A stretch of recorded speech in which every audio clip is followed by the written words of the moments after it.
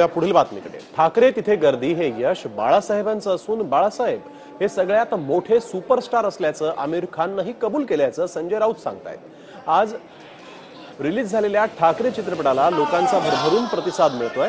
हा करिश्मा बाळासाहेब या नावाचा असल्याचं त्यांनी म्हटलंय। चित्रपटाचे आणखीनही 2 भाग येणार असून त्याचंही दिग्दर्शन अभिजित पानसेच करणार असल्याचं त्यांनी स्पष्ट केलं।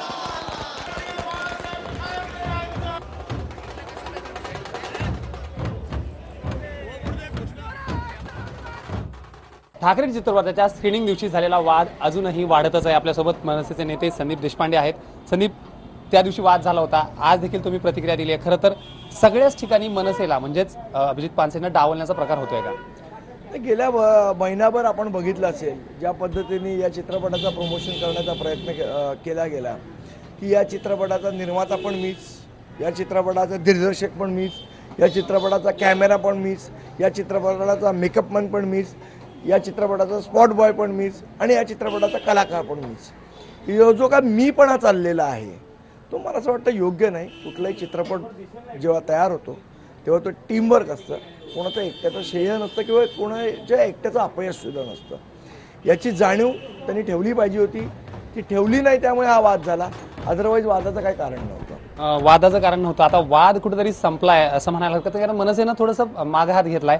पण काय नेमकं सांगाल चित्रपटाबद्दल? आजची शिवसेना आणि त्यावेळेचा चित्रपट कसं काय होईल? मला असं वाटतं की चित्रपट अभिजितनी म्हणजे जो दिग्दर्शित केलेला तो अतिशय उत्कृष्ट झालेला आहे। सगळ्यांनी तो बघितला पाहिजे। विशेषतः जी नवीन तरुण पिढी आहे ज्यांना फारसा माननीय बाळासाहेबांचा सहवास लाभला नाही त्या लोकांनी तर हा निश्चित बघितला पाहिजे।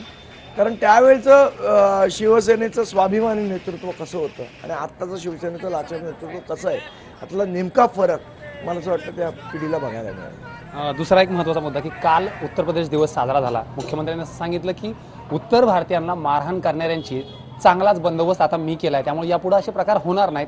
काय नेमकं वाटतं? ज्यांना शेतकऱ्यांची कर्जमाफी करता आली नाही, त्यांचे स्वतःचे आमदार लाड हे उत्तर भारतीय महिलांबद्दल काय बोललेत हे एकदा मुख्यमंत्र्यांनी तपासावं, त्यांचा पहिला बंदोबस्त करावा, मग आमच्या बंदोबस्ताच्या वर्गाना कराव्यात।